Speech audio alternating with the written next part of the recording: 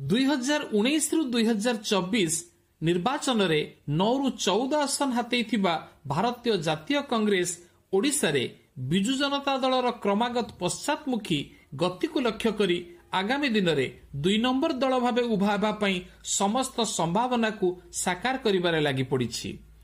ଗତ ସପ୍ତାହରେ ବିଧାନସଭାରେ ବିଜେପି ସରକାର ବିରୋଧରେ କଂଗ୍ରେସ ଆଣିଥିଲା ଅନାସ୍ଥା ପ୍ରସ୍ତାବ।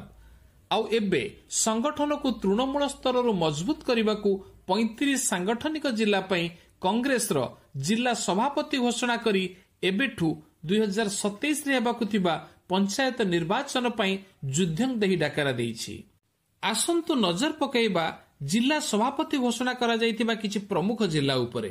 ଉତ୍ତର ଓଡ଼ିଶାର ପ୍ରମୁଖ ଜିଲ୍ଲା ବାଲେଶ୍ୱରରୁ ଶ୍ରୀ ସତ୍ୟଶିବ ଦାସ, ଭଦ୍ରକରୁ ଶ୍ରୀ ନଳିନୀକାନ୍ତ ମହାନ୍ତି, ଭୁବନେଶ୍ୱରରୁ ପ୍ରକାଶ ଚନ୍ଦ୍ର ଜେନା ଏବଂ କଟକରୁ ଶ୍ରୀ ପ୍ରଦୀପ୍ତ କୁମାର ଦାସ, ଯାଜପୁରରୁ ଶ୍ରୀ ମାଗୁଣୀ ବଟକୃଷ୍ଣ ଜେନା ଏବଂ ମର୍ଯ୍ୟାଦାଜନକ କେନ୍ଦ୍ରାପଡ଼ାରୁ ଡକ୍ଟର ଦେବସ୍ମିତା ଶର୍ମାଙ୍କୁ ଭରସା କରିଛି ଭାରତୀୟ ଜାତୀୟ କଂଗ୍ରେସ।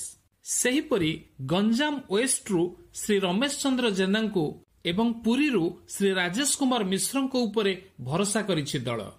ଯଦିଓ ଏବେ ରାଜ୍ୟରେ ବିଜେପିର ସରକାର ଏବଂ ଦୀର୍ଘ 24 ବର୍ଷ ହେଲା ବିଜୁ ଜନତା ଦଳର ରାଜୁତି ଥିଲା, ତଥାପି ମଧ୍ୟ ଏବେ ବି ଗାଁଠୁ ନେଇ ସହର ସବୁଠି କଂଗ୍ରେସ କର୍ମୀଙ୍କ ପ୍ରତିଷ୍ଠା, ପରିଚୟ ଏବଂ ସ୍ୱୀକୃତି ନିଆରା। ଏବଂ ଯଦି ଦେଶବ୍ୟାପୀ 2024 ସାଧାରଣ ନିର୍ବାଚନରେ କଂଗ୍ରେସର ଉତ୍ଥାନକୁ ଲକ୍ଷ୍ୟ କରାଯାଏ, ତେବେ 2019ରେ ମାତ୍ର 52ଟି ସିଟ୍ ପାଇଥିବା କଂଗ୍ରେସ 2024ରେ 99 ଜଣ ଏମ୍ପିଙ୍କ ସହ ନିଜର ଜବରଦସ୍ତ ପ୍ରଦର୍ଶନ ଏବଂ କୋଟି କୋଟି କାର୍ଯ୍ୟକର୍ତ୍ତାଙ୍କ ରାହୁଲ ଗାନ୍ଧୀଙ୍କ ପ୍ରତି ଥିବା ଆସ୍ଥା ଓ ବିଶ୍ୱାସକୁ ପ୍ରମାଣିତ କରିପାରିଛି।